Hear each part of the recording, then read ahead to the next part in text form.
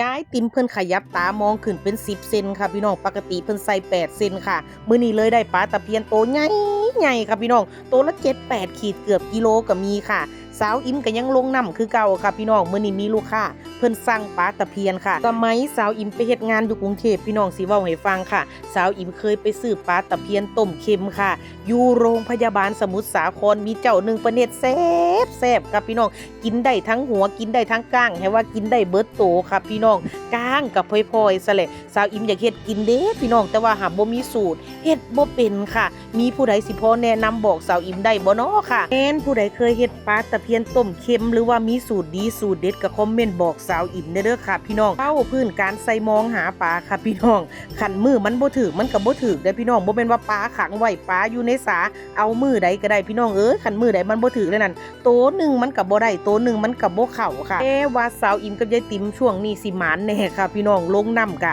กุ้งก็พอได้ค่ะปลาก็พอได้นี่ค่ะพี่น้องตาข่ายเพิ่นขนาด10เซนค่ะขยับไส้ขึ้นมันก็เลยได้แต่ปลาตะเพียนโตใหญ่ๆค่ะสาวอิมสิเอาขึ้นมาปลดซะก่อนค่ะพี่น้องเฮาสิเฮ็ดซ่าบ่ได้เด้อค่ะต้องทันเวลาเพราะว่าคันเฮ็ดซ่าย่านมันตายย่านมันบ่สดฟ้าวเอาไปส่งลูกค้าค่ะพี่น้องถามว่าลูกค้าสั่ง5โลคือสิถ้าเกิดมันเกินเฮ็ดจังได๋เกินกะเอาไปเลาะขายค่ะพี่น้องสั่นก็เก็บไว้กินค่ะเฮาก็บ่สามารถที่สิจับขึ้นมาได้ซ้ำลูกค้าต้องการได้ค่ะพี่น้องเพราะว่าการใส่มองขันปลามันถือมองแล้วมันก็สิบาดเจ็บแน่เฮาก็สิเอาลงไปปล่อยบ่ได้คือเก่าค่ะร่วมแรงร่วมใจค่ะพี่น้องถือว่าเป็นกิจกรรมครอบครัวค่ะตาปุนเพิ่นก็อดบ่ได้ค่ะพี่น้องบ่แม่นอดบ่ได้เลยยายติ๋มจมใส่ค่ะก็ได้ลูกมาปลดมองซอยค่ะพี่น้องคันบางคนปลดบ่เป็นนี่พี่น้องเฮ็ดปลาหัวหลุดคามือก็บ่ได้เด้พี่น้องคือมันสิบ่เป็นตาเอาเลยค่ะต้องคนปลดเป็นเท่านั้นค่อยๆเลาะออกค่ะพี่น้องแม่สาวอิมเราสิสอนว่าให้เอาทั้งหัวมันออกก่อนค่ะพี่น้องใจฮ้อนบ่ได้ค่ะติดขีบติดหางค่ะค่อยๆเอาหัวออกค่ะพี่น้องเลาะขีบเลาะหางมาเรื่อยๆปลาเฮาก็สิบ่ซ้ำปลาเฮาก็สิสวย